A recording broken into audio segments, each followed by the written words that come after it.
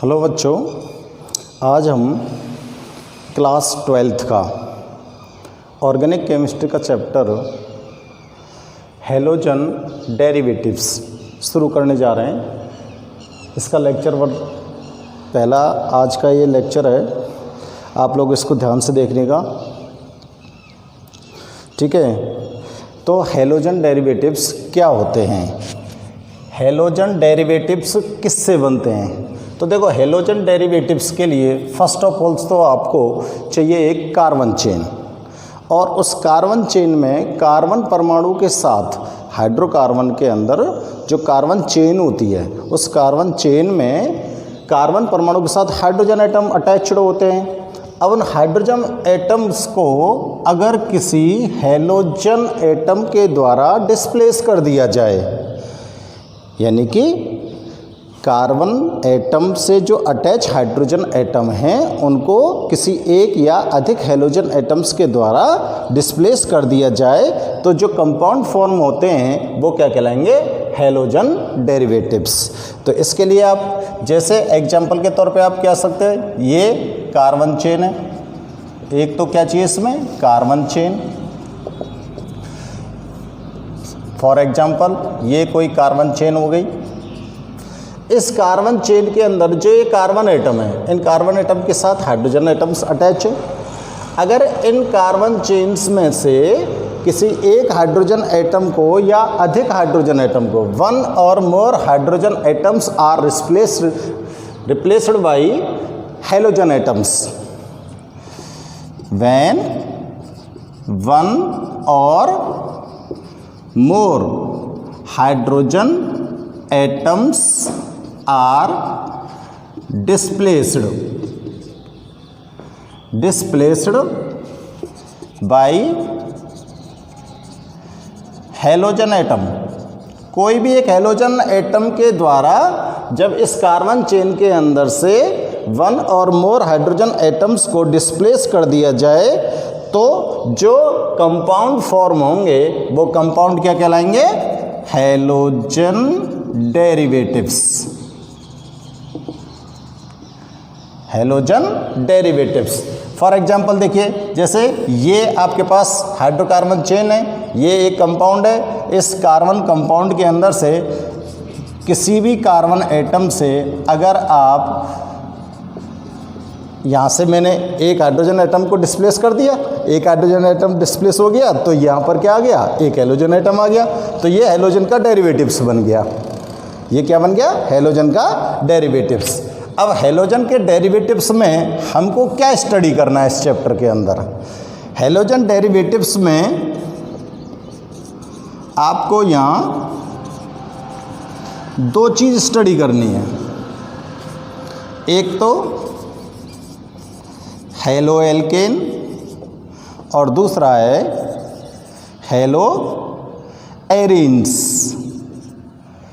दो चीज़ें आपको यहाँ पर स्टडी करनी है, क्या, हैलो एल्केन और हैलो एरीन्स। अब इनको थोड़ा सा हम डिफाइन करते हैं। हैलो एल्केन क्या होती हैं, तो आपको अभी देखा था कि कार्बन चेन के अंदर से हमने एक हाइड्रोजन एटम को डिस्प्लेस किया था, और जब एक हाइड्रोजन एटम डिस्प्लेस हो गया था तो वहाँ जो कंपाउंड फॉर्म हुआ था वो कंपाउंड हैलोजन डेरिवेटिव्स था। बट यहाँ पर हमको ध्यान में रखना है कि हमको क्या बनाना है, हैलो एल्केन्स बनाने हैं। तो हैलो एल्केन्स बनाने के लिए आपको यहाँ पर जो कार्बन चेन लेनी है, वो कार्बन चेन आपकी कैसी होनी चाहिए, एल्केन्स हैं ये।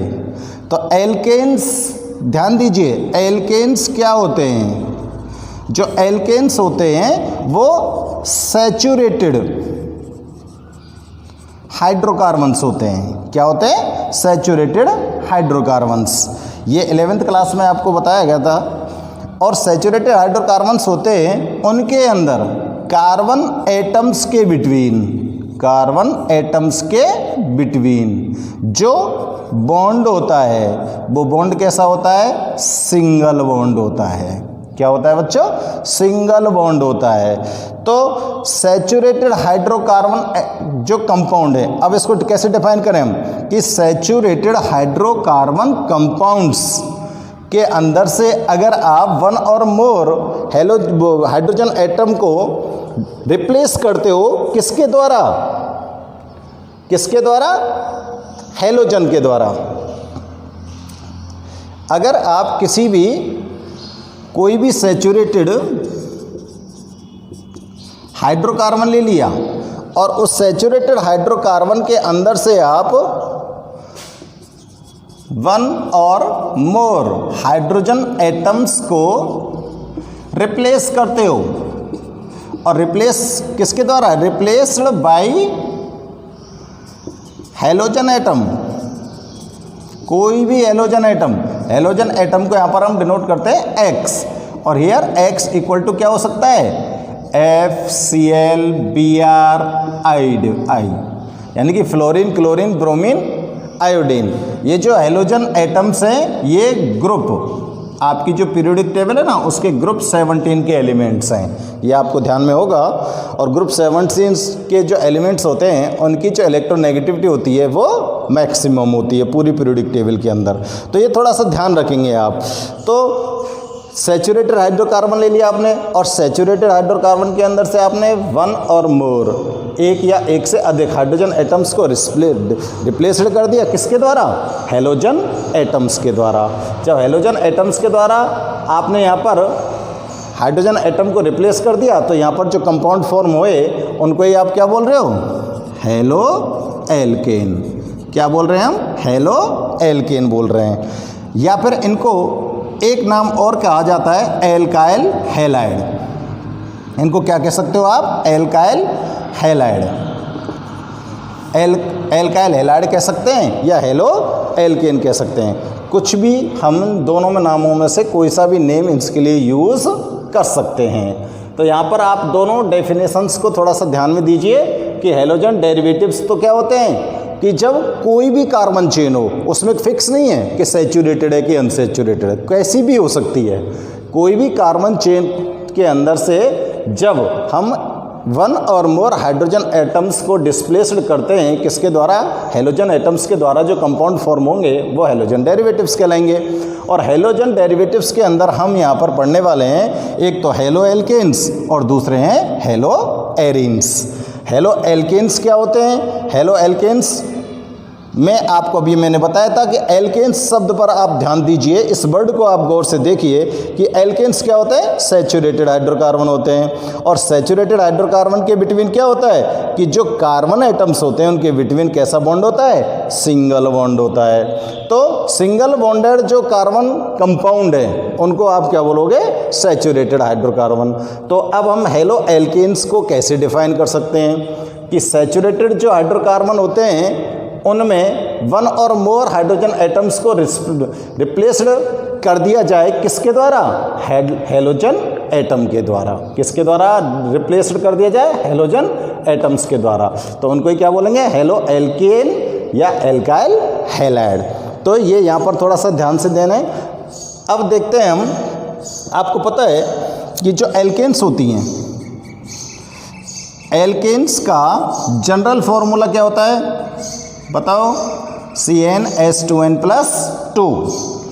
एल्केन्स का जनरल फार्मूला क्या होता है? CnH2n+2। तो हेलो एल्केन्स के लिए हम जनरल फार्मूला क्या ले सकते हैं? तो देखो, आपको यहाँ पर n इक्वल टू क्या होती है? नंबर ऑफ कार्बन एटम, 1 2 3 4 कुछ भी हो सकती है, नंबर ऑफ कार्बन एटम।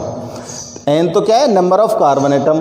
अब आपको यहाँ पर देखना है कि जो हाइड्रोजन एटम है उन एक या एक से अधिक one or more hydrogen atoms को इसके अंदर से रिप्लेस करना है। तो वन और मोर यानी कि कम से कम मिनिमम वन हाइड्रोजन एटम तो इसके अंदर लेस होना चाहिए, कम होना चाहिए। तो आप लोग क्या करोगे कि यहाँ से जो +2 लिख रहा है इसका फॉर्मूला बनाएंगे CnH2n+। अब यहाँ जो ये हाइड्रोजन एटम्स की नंबर है, ये हाइड्रोजन एटम्स के ऊपर लगा हुआ है ना, इस नंबर को 1 घटा दो। कम से कम एक हेलोजन एटम तो चाहिए, 1 घटा दो और उसकी जगह के क्या लगा सकते हैं हम? हेलोजन। तो CnH2n+1X ये क्या होता है? हेलो एल्केन्स का मॉलिक्यूलर फॉर्मूला या जनरल फॉर्मूला। और यहाँ पर X इक्वल टू आपको बताया था मैंने अभी, CFCl Bri कुछ भी हो सकता है। तो हेलो एल्केन का या एल्काइल हैलाइड का जो जनरल फॉर्मूला होता है वो क्या होता है, CnH2n+1X। ठीक है, अब थोड़ा सा यहाँ पर देखते हैं हम कि जो हेलो एल्केन है यानी कि एल्काइल जो हैलाइड हैं उनका नोमेनक्लेचर किस तरह से किया जाता है, या फिर एल्काइल जो हैलाइड हैं उनको किस तरह से कैटेगराइज किया जाता है, कौन कौन से हेलो एल्केन्स हैं। अब थोड़ा सा और यहाँ पर ध्यान दीजिए, अभी इसका मैंने एक दूसरा टाइप बताया था हेलो एरीन। ये दो चीज़ पढ़नी है, हेलो एल्केन में तो आपको ये पढ़ना है, अब बताएंगे आगे आपको हेलो एल्केन में आपको क्या क्या पढ़ना है। तो अब दूसरी चीज़ क्या पढ़नी थी आपको, हेलो एरीन। एरीन का मतलब क्या होता है, एरीन का मतलब होता है रिंग स्ट्रक्चर, कि कार्बन एटम जो हुए हैं वो कार्बन एटम्स एक रिंग स्ट्रक्चर में सिचुएटेड हों। जब वो एक रिंग स्ट्रक्चर में होंगे तो वो एरीन कहलाएंगे। तो कोई भी रिंग स्ट्रक्चर हो सकती है, जैसे मैंने ये बेंजीन रिंग बना दी। अब इसके अंदर बेंजीन रिंग के अंदर कार्बन एटम्स होते हैं। अब यहाँ पर कार्बन एटम, यहाँ पर ये इस चीज़ की कोई ज़रूरी नहीं होती कि ये सेचुरेटेड हो या अनसेचुरेटेड हो, कैसे भी हो, कि कार्बन एटम कैसे अरेंज हो, एक रिंग में अरेंज हो। तो रिंग में जब अरेंज होते हैं तो वहाँ पर कार्बन एटम से एक हाइड्रोजन एटम को आप रिप्लेस कर दो। तो आपको पता है बेंजीन का मॉलिक्यूलर फार्मूला क्या होता है, C6H6। ये बेंजीन का मॉलिक्यूलर फार्मूला है। अब इस बेंजीन के अंदर से आप एक हाइड्रोजन एटम को रिप्लेस कर दो।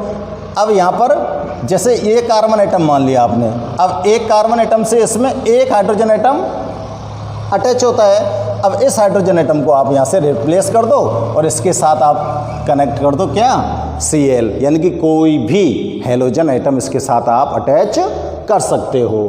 तो इस तरह से जो कंपाउंड फॉर्म होंगे वो क्या कहलाएंगे, हेलो एरीन्स कहलाएंगे। यानी कि रिंग स्ट्रक्चर वाले जो कंपाउंड्स होंगे वो हेलो एरीन्स कहलाते हैं। और जो ओपन चेन वाले होते हैं, जो सीधी चेन होती है, स्ट्रेट चेन होती है, उस स्ट्रेट चेन के अंदर अगर हेलोजन एटम के द्वारा कार्बन में से हाइड्रोजन को रिप्लेस किया गया है तो वो हेलो एल्केन बनेंगे। ओके, अब यहाँ पे आप आगे देखते हैं हम कि इनका नोमेनक्लेचर क्या किस तरह से होता है और हेलो एल्केन्स को हम किस, यानी कि हेलोजन डेरिवेटिव्स को हम किस तरह से क्लासिफाइड कर सकते हैं। नोमेनक्लेचर के लिए तो आप लोग वैसे भी थोड़ा सा ध्यान रखना कि जैसे जैसे कोई कंपाउंड आएगा उसका नोमेनक्लेचर हम उसी जगह पर देते रहेंगे। तो क्लासिफिकेशन में देख लेते हैं।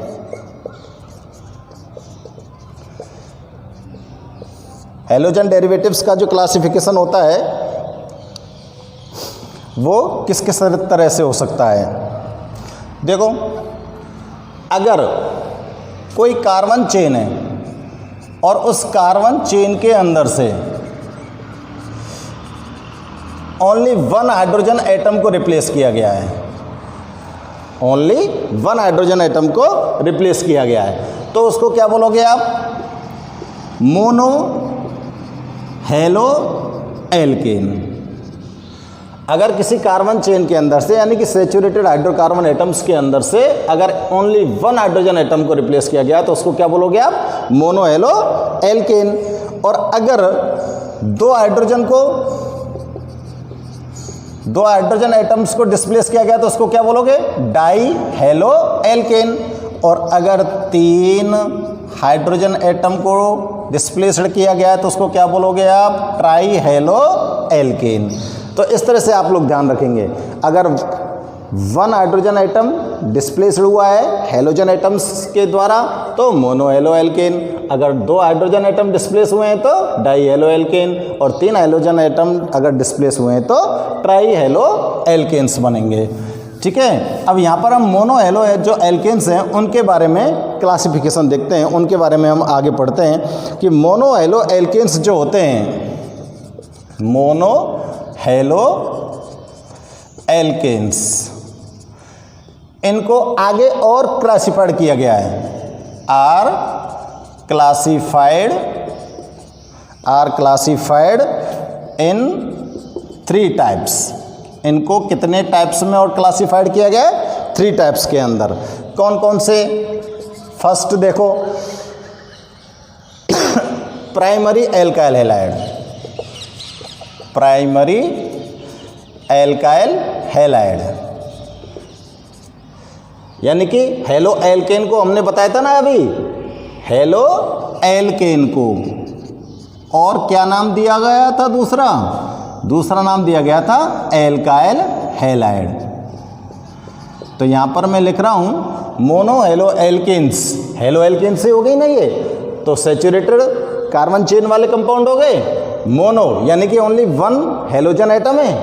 तो ये मोनो हेलो एल्केन्स के 3 टाइप्स होते हैं। उनमें पहला टाइप है प्राइमरी एल्काइल हैलाइड। क्या होता है? Primary alkyl halide. Primary alkyl halide क्या होंगे?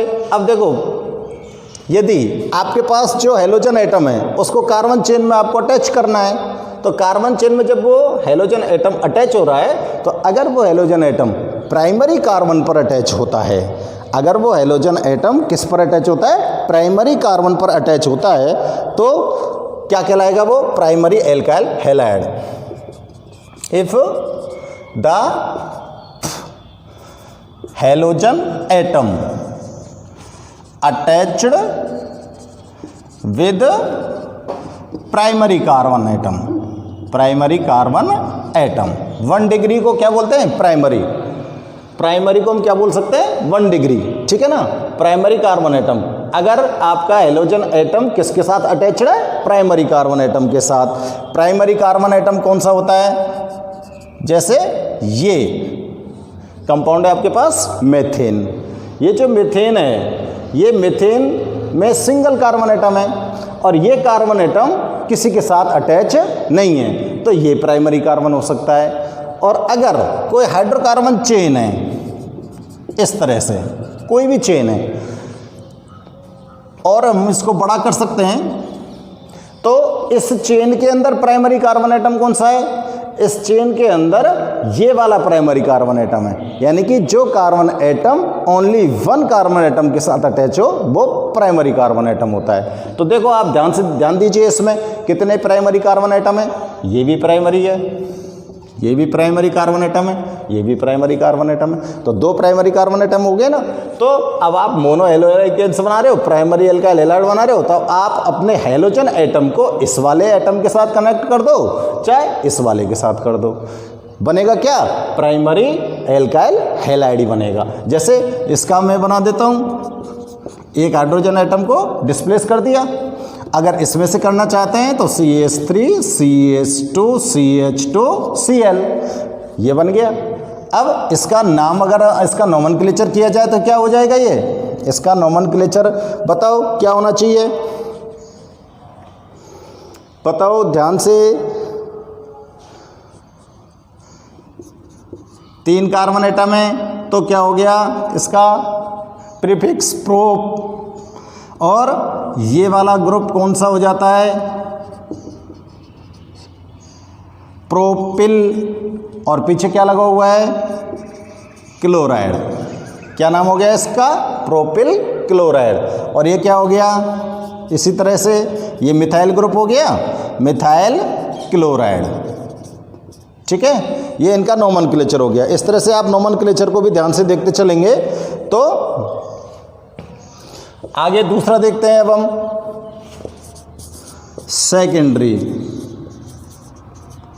Secondary alkyl halide. Secondary alkyl halide क्या होते हैं? कि जिनमें कार्बन, ये जो हेलोजन एटम है वो अटैच हो किसके साथ? सेकेंडरी कार्बन एटम के साथ।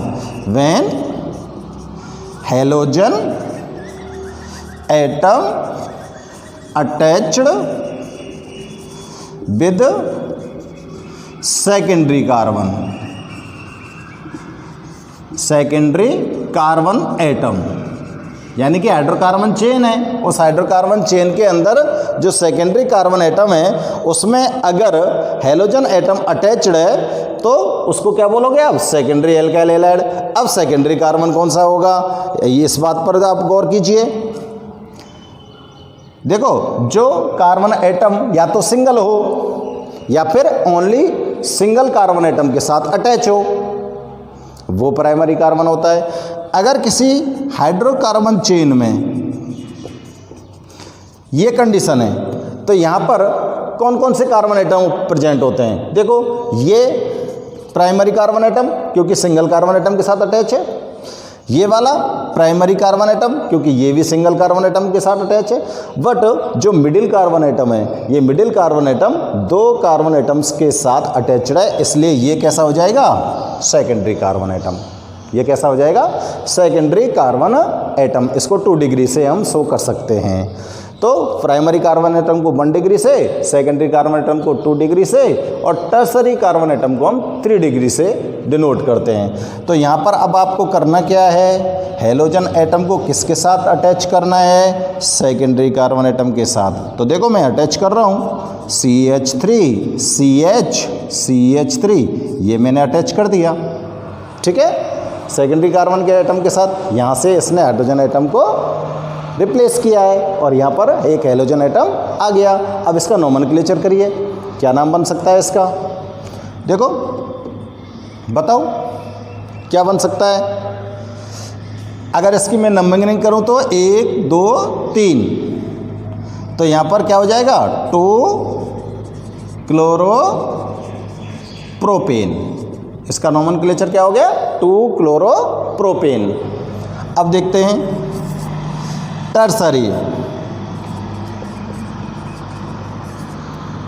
Alkyl halide.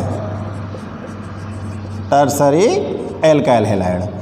Tertiary alkyl halide में क्या होगा कि हैलोजन एटम किसके साथ अटैच होगा? टर्सरी कार्बन एटम के साथ। When halogen atom attached with tertiary carbon atom.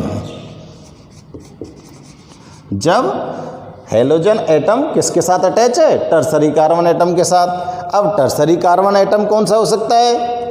आपने देखा कि primary carbon only 1 carbon atom से अटैच है, सेकेंडरी कार्बन 2 कार्बन एटम्स के साथ अटैच है, तो टर्सरी कार्बन 3 कार्बन्स के साथ अटैच्ड होगा।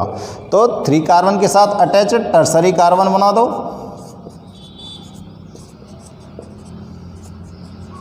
ये टर्सरी कार्बन हो गया। ये जो कार्बन दिख रहा है आपको, ये वाला टर्सरी कार्बन है।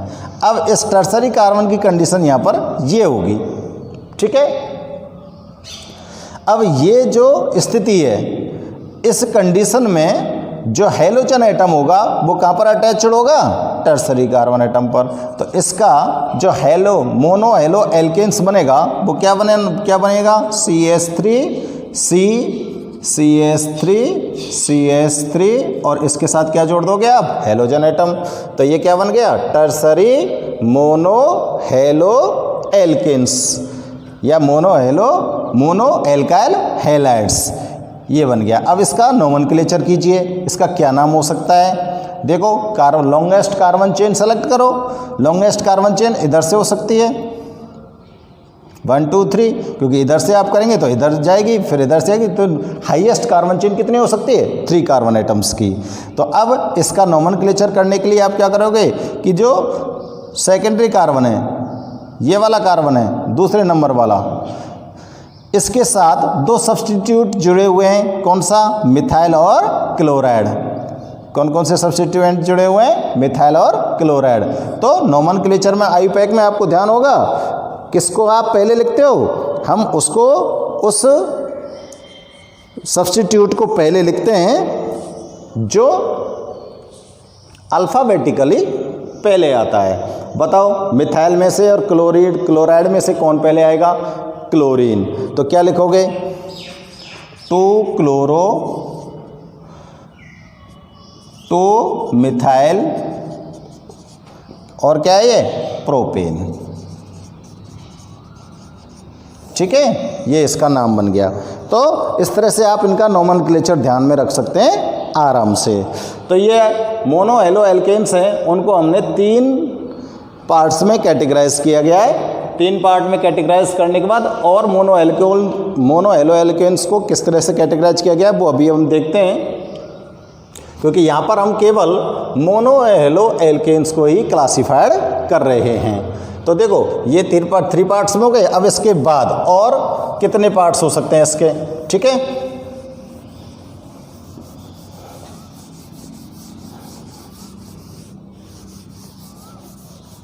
और हम जो मोनो हेलो एल्केन्स हैं उनको आप लोग याद रखने के लिए हम इनको हाइब्रिडाइजेशन की बेस पर भी कैटेगराइज कर सकते हैं, क्योंकि जैसे मोनो हेलो एल्केन्स में और आते हैं एक तो ये हो गए, दूसरे क्या हो सकते हैं, एलाइलिक हैलाइड। अब देखो एलाइलिक हैलाइड क्या होते हैं। एलाइलिक हैलाइड के लिए सबसे पहले आपको ध्यान में रखना होगा कि ये एलाइल ग्रुप क्या होता है। कौन सी ग्रुप की बात कर रहा हूं मैं, एलाइल ग्रुप। एलाइल ग्रुप किस तरह से बनता है, तो एलाइल ग्रुप बनाने के लिए आप लोग ध्यान में रखेंगे CH3 एलाइल ग्रुप बनाओ, CH3 double bond CH single bond CH, ठीक है, CH2। अब यहाँ पर एलाइल ग्रुप बनाने के लिए हमको ध्यान में रखना होगा कि ये कार्बन एटम, ये जो कार्बन एटम है वो कैसा हाइब्रिडाइज है, sp3। ये जो sp3 हाइब्रिडाइज कार्बन एटम होता है, ये sp3 जो कार्बन एटम है ये कैसे कार्बन से जुड़ा हुआ है, कैसे कार्बन से जुड़ा हुआ बताओ। ये वाला कार्बन एटम ये sp3 हो गया, तो ये डबल बॉन्ड से जुड़ा हुआ है। डबल बॉन्ड से जुड़ा हुआ कार्बन एटम कौन सा हाइब्रिडाइजेशन होता है, sp2। भाई single bonded carbon atom sp3 hybridise होता है, double bonded carbon atom sp2 hybridise होता है, और triple bonded carbon atom sp hybridised होता है। तो एलाइल ग्रुप में आप हमको क्या ध्यान में रखना है कि एक sp3 कार्बन एटम दूसरे sp2 कार्बन एटम के साथ जुड़ा हुआ होना चाहिए, या फिर आप इस तरह से ध्यान रख सकते हो कि जो sp3 कार्बन एटम है वो डबल बॉन्डेड कार्बन एटम के साथ जुड़ा होना चाहिए। तो ये आपके पास एलाइल ग्रुप हो जाएगा, ये आपके पास क्या हो जाएगा, एलाइल ग्रुप। अब इस एलाइल ग्रुप में हमको करना क्या है, हमको इसके अंदर एक हैलोजन एटम को क्या करना है, जोड़ना है। अब इस एलाइल ग्रुप के साथ अगर आप सीधे सीधे एक हैलोजन एटम जोड़ देते हैं, जैसे मैंने जोड़ दिया यहाँ पर एक हैलोजन एटम को, एलाइल ग्रुप के साथ हमने किसको जोड़ दिया, हैलोजन एटम्स को एक को अटैच कर दिया, तो ये आपका क्या बन गया, एलाइल हैलाइड बन गया। ये क्या बन गया हमारे पास, एलाइल हैलाइड बन गया। एलाइल हैलाइड को किस तरह से डिफाइन करेंगे, मैं डेफिनेशन इसकी थोड़ी सी आपको और बता दूं। The halogen atom bonded, the halogen atom bonded to sp3 hybridised carbon, sp3 hybridised carbon atom next to carbon carbon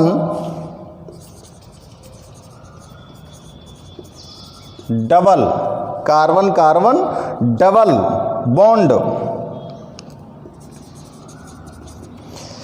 ध्यान से देखो, sp3 हाइब्रिडाइज कार्बन एटम किसके साथ जुड़ा हुआ है, next to carbon carbon double bond.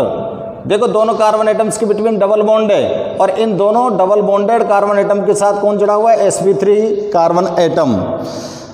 तो इसको ही हम क्या बोलते हैं, एलाइलिक हैलाइड बोलते हैं। इसको ही क्या बोलते हैं हम, एलाइलिक हैलाइड। अब यहाँ पर it is called allylic halide. इसको हम क्या बोलेंगे? Allylic halide. अब यहां पर जो देखो ये वाला कार्बन एटम पे ध्यान दो कि कौन सा हाइब्रिडाइजेशन है? sp3। अब इस एलाइलिक ग्रुप के अंदर एलाइलिक कार्बन एटम कौन सा है बताओ? जो sp3 कार्बन एटम है उसको हम क्या बोलेंगे? Allylic carbon atom. sp3 carbon atom है उसको ही हम क्या बोलेंगे? एलाइलिक कार्बन एटम बोलेंगे। ठीक है, तो ये क्या हो गया?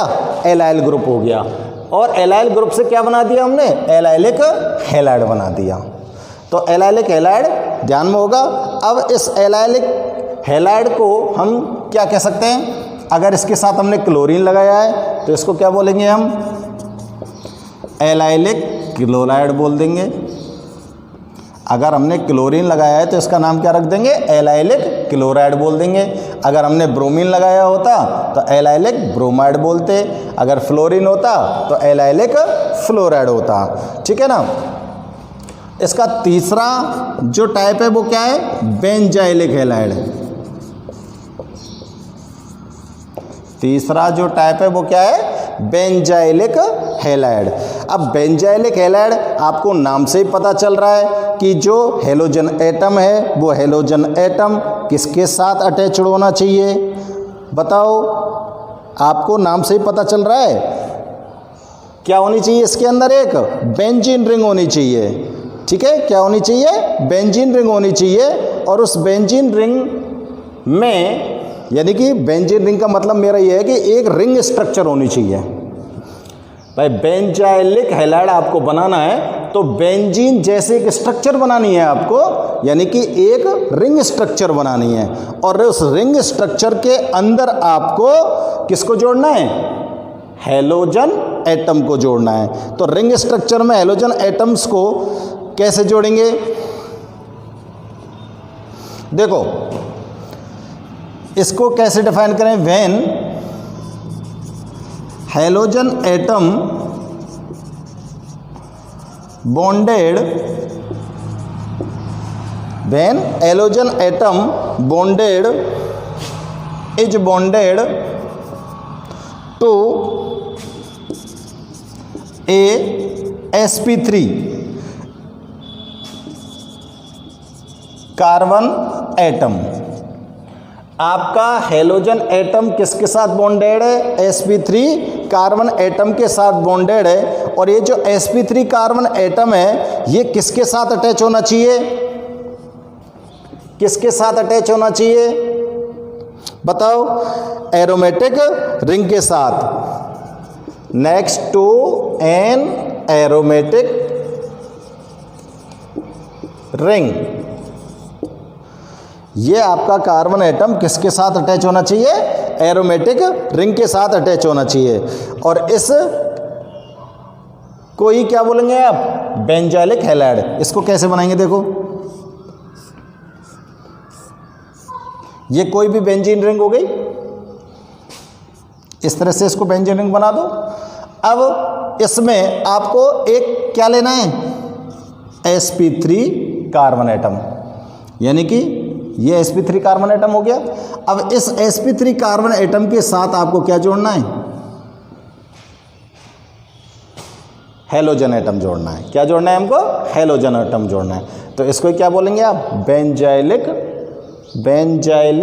क्लोराइड। क्या बोलेंगे हम? Benzylic chloride.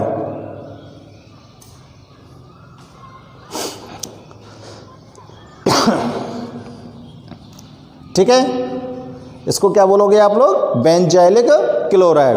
अब यहां पर जो कार्बन बेंजीन रिंग के साथ अटैच है और जिसके साथ हेलोजन एटम अटैच है, इस वाले कार्बन को क्या बोल सकते हो आप?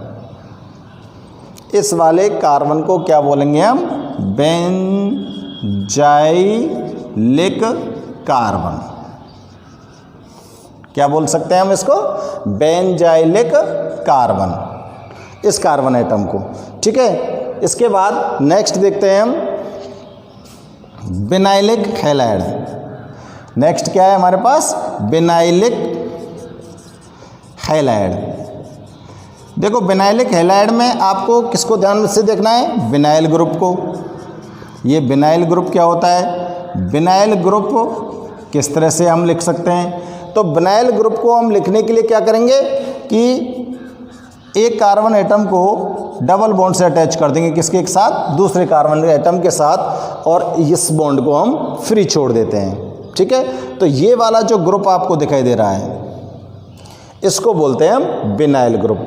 अगर इस विनाइल ग्रुप के साथ हम कोई भी हैलोजन एटम को अटैच कर देते हैं, इस विनाइल ग्रुप के साथ कोई भी हैलोजन एटम को अटैच कर देते हैं तो वो हमारा क्या बन जाएगा, विनाइलिक हैलाइड बन जाएगा।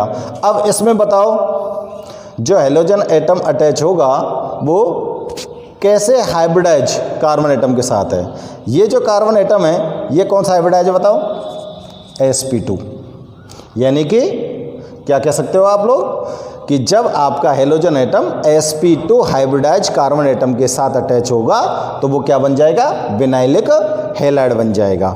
ठीक है, तो ध्यान से देखो इसको, the halogen atom is bonded, मैं लिख देता हूं इसको, the halogen atom is bonded with, the halogen atom is bonded with to sp2 carbon atom, to sp2 carbon atom. और ये sp2 कार्बन एटम जो होगा वो कैसी बॉन्डेड जुड़ा हुआ है, डबल बॉन्डेड कार्बन एटम के साथ जुड़ा हुआ है। जब ही तो sp2 है, जब ही डबल बॉन्डेड कार्बन एटम के साथ जुड़ा हुआ है, तो इसको ही क्या बोलेंगे आप, विनाइलिक हैलाइड बोलेंगे। अब देखो इसमें विनाइलिक हैलाइड बनाओ, CH2 डबल बॉन्ड CH, ये बॉन्ड फ्री किया था ना, इसके साथ ही क्या जोड़ दो आप, हैलोजन जोड़ दो, तो ये क्या बन गया, विनाइलिक क्लोराइड बन गया। क्या बन गया, विनाइलिक क्लोराइड, विनाइलिक क्लोराइड हो गया इसका नाम। ठीक है, अब फिफ्थ नंबर देखते हैं हम। फिफ्थ नंबर पर हमारे पास है aryl halide, aryl halide. Aryl halide क्या हो सकते हैं, अब देखो, अब यहां पर आपका जो हैलोजन एटम है वो किसके साथ जुड़ेगा, एराइल, एराइल एरीन से बना है। जो एरीन्स होते हैं, हेलो एरीन्स मैंने आपको बताए थे ना, उनसे क्या बनेंगे, एराइल, एराइल्स बनेंगे। अब एरीन्स के अंदर हमने क्या देखा था कि इसके अंदर एक एरोमेटिक रिंग होती है। क्या होती है, इसके अंदर एक एरोमेटिक रिंग होती है, और उस एरोमेटिक, मैं एरोमेटिक रिंग बोल रहा हूं इसलिए वो रिंग कैसी होगी, अनसैचुरेटेड होगी। तो वहां पर जो कार्बन एटम होंगे उनके अंदर हाइब्रिडाइजेशन कैसा होगा, sp2 हाइब्रिडाइजेशन होगा। यानी कि अगर मैं यहाँ पर बात कर लूँ किसकी, बेंजीन की, तो बेंजीन के अंदर जितने भी कार्बन एटम प्रेजेंट होते हैं उनके अंदर हाइब्रिडाइजेशन कौन सा होता है, sp2 होता है।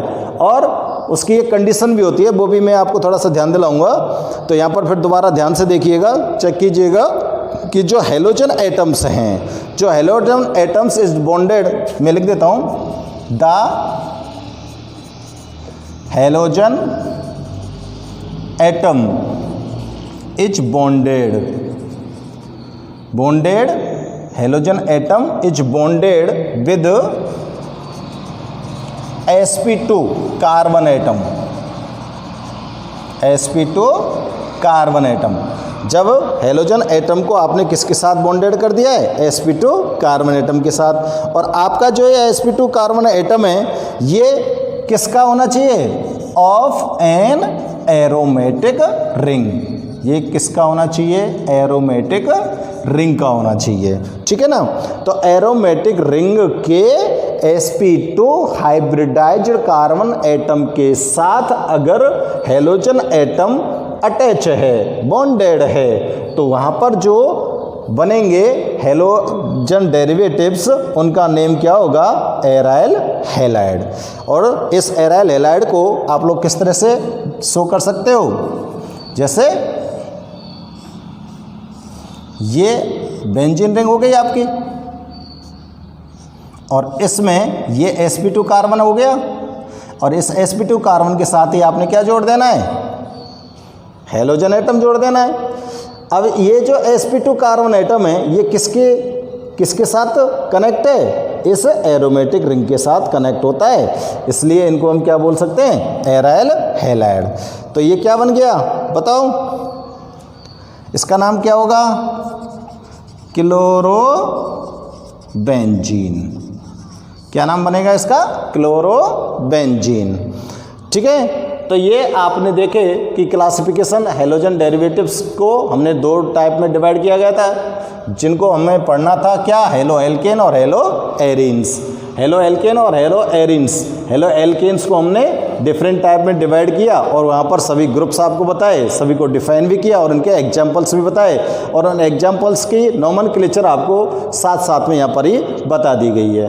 अब थोड़ा सा मैं आपको और इसको ठीक से अगर आप ध्यान रखना चाहें तो मैं थोड़ा सा बता देता हूँ। देखो कैसे कैसे ध्यान रख सकते हो आप, एक ट्रिक के माध्यम से आप इनको ध्यान में रख सकते हो। तो हाइब्रिडाइजेशन के आधार पर, on the basis of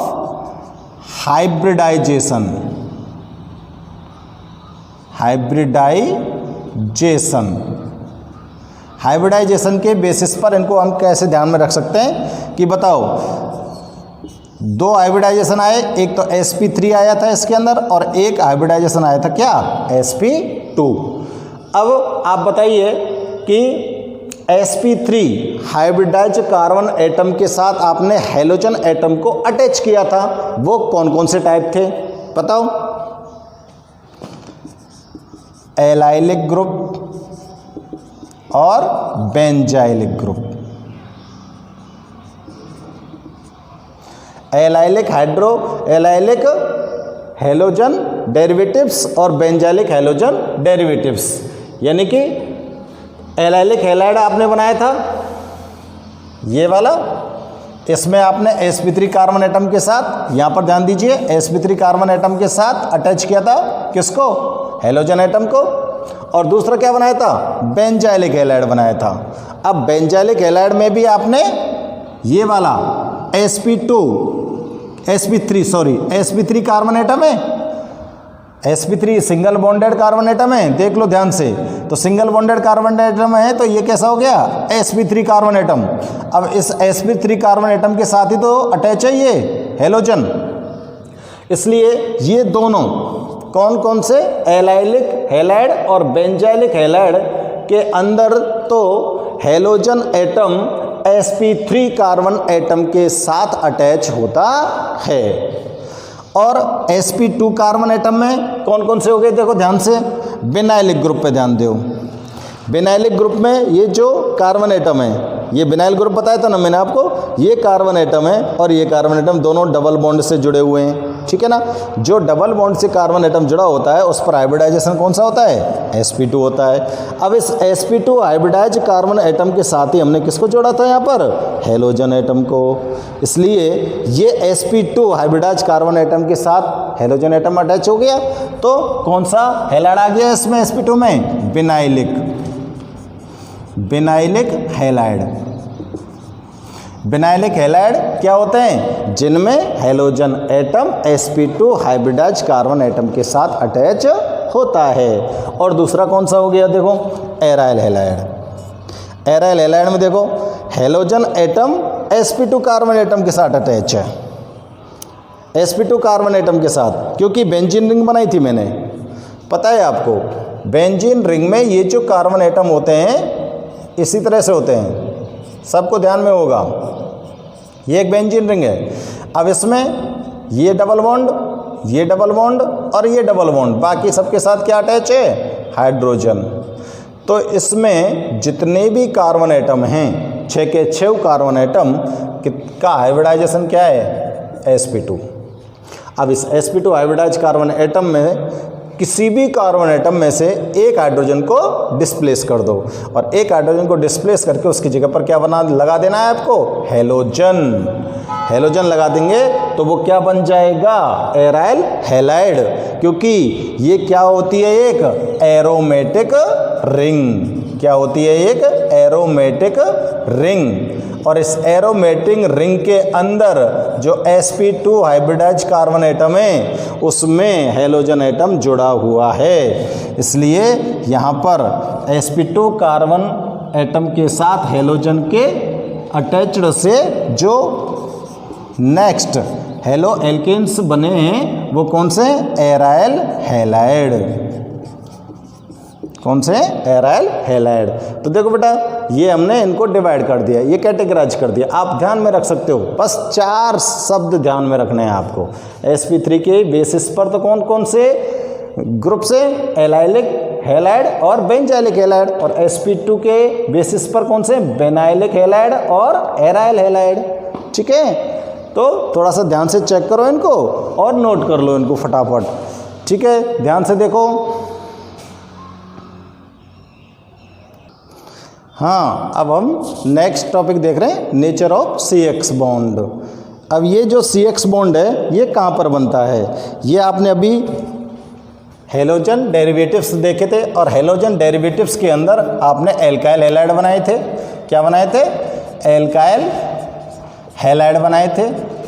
alkyl halide को हम कैसे डिनोट कर सकते हैं, ये एल्काइल ग्रुप हो गया और ये हैलाइड हो गया। ठीक है ना, तो एल्काइल हैलाइड को हम RX से डिनोट कर सकते हैं। तो ये जो एल्काइल हैलाइड होते हैं इसमें जो ये बॉन्ड होता है ये एल्काइल ग्रुप है, ध्यान में रखना, और ये हैलोजन एटम है। हैलोजन एटम कोई भी हो सकता है। अब जो भी आपने एल्काइल हैलाइड बनाए थे उसमें एल्काइल ग्रुप के साथ आपने किसको अटैच किया था, हैलोजन एटम को अटैच किया था। जब हैलोजन एटम इसके साथ अटैच होता है तो यहाँ पर क्या बनता है, एक बॉन्ड बनता है। क्या बनता है, एक बॉन्ड बनता है। अब ये जो बॉन्ड बनता है एल्काइल हैलाइड में, जो ये बॉन्ड बना हुआ है इसकी नेचर क्या होती है, ये कैसा बॉन्ड होता है। ठीक है, तो देखो ये जो बॉन्ड होता है एल्काइल हैलाइड के बिटवीन जो बॉन्ड बनता है वो किस किस के अंदर बनता है। अब एल्काइल ग्रुप में क्या होगा, कार्बन एटम होगा, और कार्बन एटम और हैलोजन एटम के बिटवीन ये बॉन्ड बन रहा है। कार्बन एटम और हैलोजन एटम के बिटवीन ये बॉन्ड बन रहा है। तो इस बॉन्ड के फॉर्मेशन के लिए क्या होता है, यहाँ पर जो ये कार्बन एटम है इसके अंदर हाइब्रिडाइजेशन कौन सा है, sp3। कार्बन के अंदर हाइब्रिडाइजेशन कौन सा है, sp3। अब यहाँ पर अगर मैं CX की जगह ये Cl ले लेता हूँ, ठीक है। अब अगर Cl का इलेक्ट्रॉनिक कॉन्फ़िगरेशन देखें हम, तो इलेक्ट्रॉनिक कॉन्फ़िगरेशन कितने इलेक्ट्रॉन्स होते हैं इसके अंदर, 17, ठीक है, 17 इलेक्ट्रॉन्स होते हैं। अब इसका जो आउटर मोस्ट सेल है कौन सा, क्या कॉन्फ़िगरेशन बनेगा, नियॉन 3s2 3p5, ये तो बनेगा 3s2 3p5। अब इसका जो आउटर मोस्ट सेल है उसमें कितने इलेक्ट्रॉन्स हैं, 7 इलेक्ट्रॉन है, जबकि होने कितने चाहिए, 8, जब भी तो इसका ऑक्टेट कंप्लीट होगा। अब इस 3p5 में यानी कि इसका 3p जो ऑर्बिट है ये क्या है, अनकम्प्लीट है। 3p ऑर्बिट क्या है, अनकम्प्लीट है। अब इस ऑर्बिट को कंप्लीट करने के लिए ये हैलोजन यानी कि ये क्लोरीन अपना इलेक्ट्रॉन शेयर कर सकता है कार्बन एटम के साथ। अब ये कार्बन एटम के साथ अपने इलेक्ट्रॉन्स को अगर शेयर करता है तो इलेक्ट्रॉन शेयरिंग से, ध्यान दीजिए, इलेक्ट्रॉन शेयरिंग से जो बॉन्ड बनते हैं वो क्या कहलाते हैं, कोवेलेंट बॉन्ड। क्या कहलाएंगे बच्चों, कोवेलेंट बॉन्ड। इलेक्ट्रॉन शेयरिंग से जो बॉन्ड बनेंगे वो कौन से बॉन्ड होंगे, कोवेलेंट बॉन्ड। अब इसमें जो बोथ एटम्स होते हैं, both atoms are sharing their electrons then form covalent bond. दोनों ही एटम अपने इलेक्ट्रॉन्स को जो आउटर मोस्ट सेल में होते हैं उनको शेयर करते हैं, और शेयर करते हैं तो वहाँ पर कोवेलेंट बॉन्ड बनते हैं। तो यहाँ पर ये वाला बॉन्ड कैसा होना चाहिए? कोवेलेंट होना चाहिए। कैसा होना चाहिए? कोवेलेंट बॉन्ड बनना चाहिए। तो CX बॉन्ड की नेचर के बारे में आप लोग पढ़ रहे हो, जो एल्काइल हैलाइड के बिटवीन होता है। एल्काइल हैलाइड जब आप बनाते हो तो वहाँ पर ये CX बॉन्ड बनता है। अब इस CX बॉन्ड की नेचर कैसी है? कोवेलेंट बॉन्ड बनता है ये। अब ये कोवेलेंट बॉन्ड जो बना है वो किस किस तरह से बना है? अब आप देखिए, कार्बन एटम, जो कार्बन एटम है वो sp3 हाइब्रिडाइज एटम है, और क्लोरीन के कौन से ऑर्बिट इसमें पार्टिसिपेट कर रहे हैं? बताओ, क्लोरीन के कौन से ऑर्बिट पार्टिसिपेट कर रहे हैं? 3p orbit. कौन से ऑर्बिट पार्टिसिपेट कर रहे हैं? 3p orbit. अब sp3 और p, 3p और sp3 कार्बन एटम में क्या होगी? ओवरलैपिंग होगी। क्या होगी? ओवरलैपिंग होगी। तो कैसे ओवरलैपिंग होगी? इसका p ऑर्बिट पार्टिसिपेट कर रहा है, ये sp3 है, तो इस ओवरलैपिंग को क्या बोलेंगे? sp3 overlapping. इसको क्या बोलेंगे? sp3 overlapping. अब इस sp3 ओवरलैपिंग से ही ये जो बॉन्ड बनता है इसको क्या बोल रहे हो आप? Covalent bond. ठीक है ना? मैं आपको यहाँ पर इसके बारे में थोड़ा सा नोट कर देता हूँ। इन कौन है? Alkyl halide.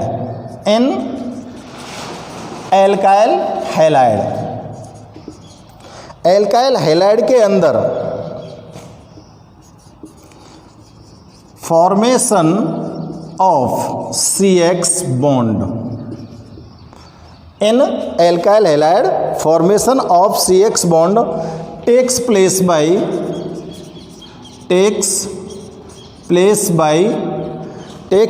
Bye overlapping of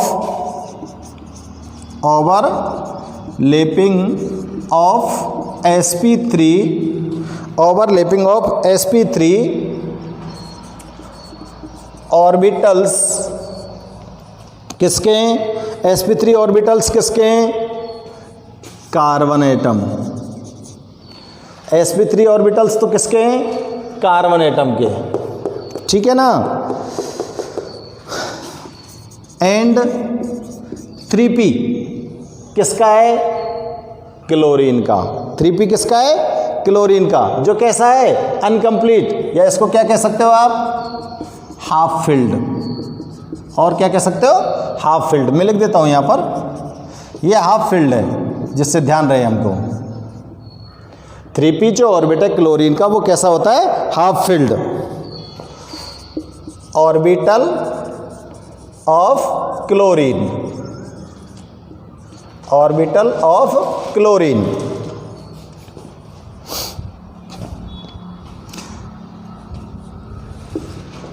देखो बॉन्ड बन गया। In alkyl halide formation of CX bond. Alkyl halide में जो CX बॉन्ड फॉर्म होता है वो किसके द्वारा बनता है? Takes place by overlapping of, किसके द्वारा? किस किस की ओवरलैपिंग के द्वारा? sp3 orbital of carbon atom.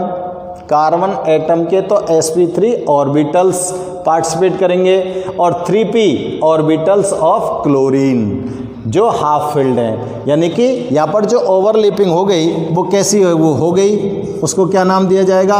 sp3p overlapping. इस ओवरलैपिंग को क्या बोलेंगे? sp3p overlapping. अब देखो इसमें थोड़ी सी इसके ऑर्बिटल स्ट्रक्चर भी हम देख सकते हैं। इसके ऑर्बिटल स्ट्रक्चर भी हम देख सकते हैं कि कार्बन एटम को sp3 बनाओ, ये कार्बन एटम हो गया।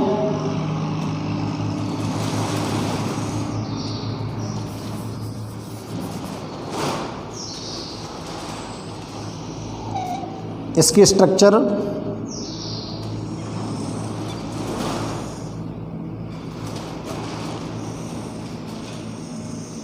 ये sp3 कार्बन एटम हो गया। ठीक है। और इस sp3 कार्बन एटम के साथ जो यहाँ पर CX बॉन्ड बनेगा उसमें एक ही हाइड्रोजन एटम को तो डिस्प्लेस किया है आपने, तो यहाँ पर कौन अटैच होगा इसके साथ? हाइड्रोजन। यहाँ पर कौन अटैच है? इस बॉन्ड, ये वाला बॉन्ड किसके साथ है? हाइड्रोजन के साथ। और ये वाला बॉन्ड भी किसके साथ है? हाइड्रोजन के साथ। और ये वाला बॉन्ड भी किसके साथ है? हाइड्रोजन के साथ। अब इस कार्बन एटम में से एक हाइड्रोजन को क्या कर दिया है? डिस्प्लेस कर दिया है। किसके द्वारा? 3p orbits of chlorine. Chlorine का 3p ऑर्बिट बना दीजिए, ये 3p ऑर्बिट हो गया। ये कैसा ऑर्बिट हो गया? 3p ऑर्बिट हो गया। p ऑर्बिट हो गया, 3p मतलब p ऑर्बिट हो गया किसका? क्लोरीन का। और ये कौन सा ऑर्बिट हो गया? sp3 ऑर्बिट हो गया किसका?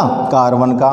तो यहाँ पर जो ऑर्बिटल के अंदर ओवरलैपिंग हुई है उसको क्या बोल सकते हैं हम? sp3p overlapping. क्या बोलेंगे इसको? sp3p overlapping. अब इस ओवरलैपिंग के द्वारा यहाँ पर जो ये बॉन्ड बना है ये कैसा होना चाहिए? कोवेलेंट बॉन्ड होना चाहिए, क्योंकि यहाँ पर इलेक्ट्रॉन शेयर हुए हैं। अब इलेक्ट्रॉन शेयर से तो कोवेलेंट ही बॉन्ड बनना है। ये जो ऑर्बिटल स्ट्रक्चर यहाँ पर मैंने डिनोट किया है वो किसका हो सकता है? देखो, एक कार्बन एटम, ये कार्बन एटम, हाइड्रोजन कितने? 1 2 3 CH, क्या बोलेंगे इसको? CH3Cl। किसका हो गया ये? CH3Cl, मिथाइल क्लोराइड का हो गया। और ये जो ऑर्बिटल डायग्राम आपको यहाँ पर दिखाई दे रहा है वो किसका दिखाई दे रहा है? मिथाइल क्लोराइड का दिखाई दे रहा है। अब यहाँ पर आप थोड़ा सा गौर करो इस पर।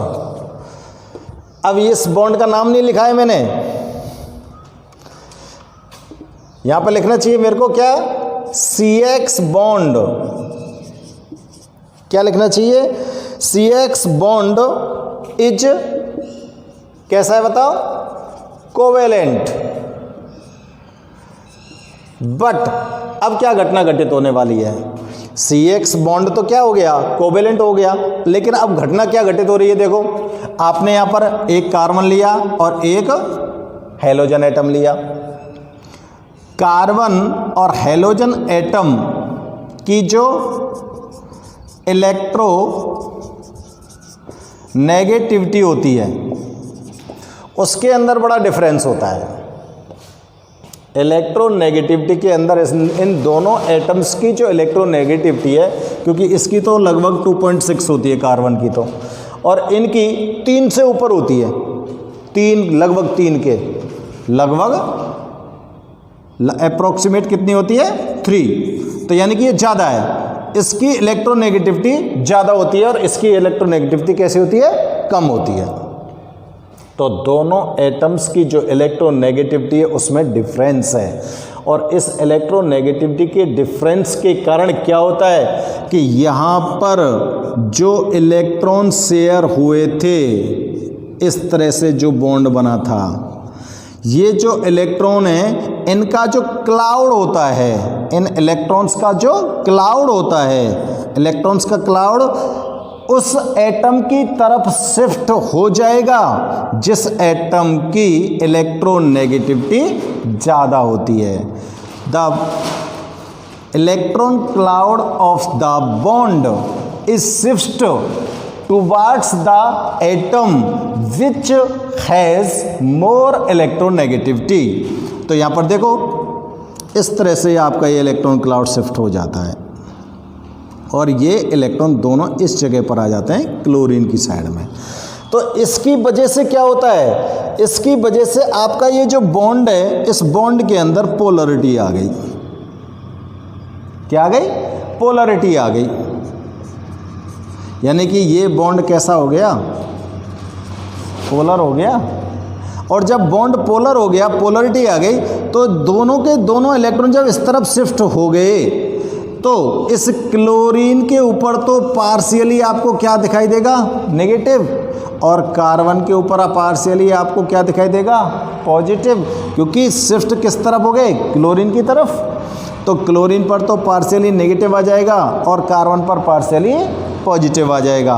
और इस बॉन्ड के अंदर क्या आ जाएगी, पोलरिटी, यानी कि ये बॉन्ड कैसा हो गया, पोलर। बॉन्ड कैसा हो गया, पोलर। तो मैं यहाँ पर लिखता हूँ, मैंने वहाँ पर लिखा था वट। क्या प्रॉब्लम हुई थी कि बॉन्ड तो कैसा है, कोवेलेंट, लेकिन वैल्यू वट,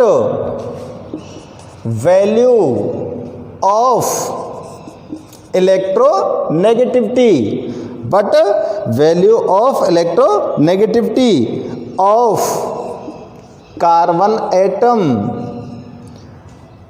कार्बन एटम की जो इलेक्ट्रोनेगेटिविटी है वो क्या है, इज लेस। कितनी थी इसकी, मान लेते हैं 2.6, लेस देन, कौन सा, किससे लेस देन है, halogen atom. But value of electronegativity of carbon atom is less than halogen atom. Halogen atom से इसकी इलेक्ट्रोनेगेटिविटी कम होती है ड्यू टू इट, जिसके कारण, ड्यू टू इट, इसके कारण क्या हुआ था, वहां पर ध्यान से देखिए, इलेक्ट्रॉन नेगेटिविटी में डिफरेंस के कारण जब क्या हुआ, ये आपका जो इलेक्ट्रॉन शेयर से बॉन्ड बना था, इस बॉन्ड का जो टोटली इलेक्ट्रॉन क्लाउड है ये उस एटम की तरफ शिफ्ट हो गया जिसकी इलेक्ट्रोनेगेटिविटी ज़्यादा थी।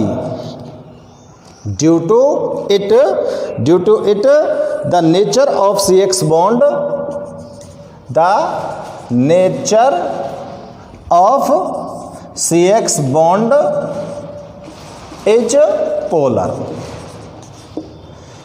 इसके कारण इस CX बॉन्ड की जो नेचर होती है वो कैसी हो जाती है, पोलर हो जाती है।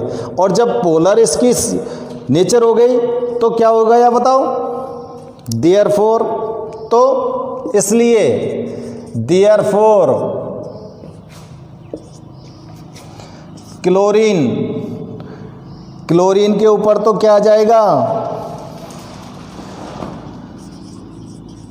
Bears partially negative charge while carbon atom bears partially positive charge. Chlorine के ऊपर तो क्या आ गया, पार्शियली नेगेटिव चार्ज, और कार्बन के ऊपर क्या आ गया, पार्शियली पॉजिटिव चार्ज आ गया। ठीक है, अब यहाँ आपको ये जो CX बॉन्ड है इसकी नेचर के बारे में पता चल गया। ये जो CX बॉन्ड बनाया था हमने, इसकी नेचर क्या निकली, बॉन्ड तो क्या होता है, कोवेलेंट होता है, लेकिन इलेक्ट्रॉन नेगेटिविटी में डिफरेंस होने के कारण, दोनों एटम की जो इलेक्ट्रॉन नेगेटिविटी थी उसमें डिफरेंस होने के कारण इस बॉन्ड के अंदर क्या आ जाती है, पोलरिटी आ जाती है। और पोलरिटी आने पर क्या हो जाता है कि क्लोरीन के ऊपर तो पार्शियली नेगेटिव साइन चला जाता है और कार्बन के ऊपर पार्शियली पॉजिटिव साइन आ जाता है। ठीक है, तो ध्यान से इसको चेक करो, ध्यान से पढ़ो इसको और नोट कर लो। देखो ध्यान से,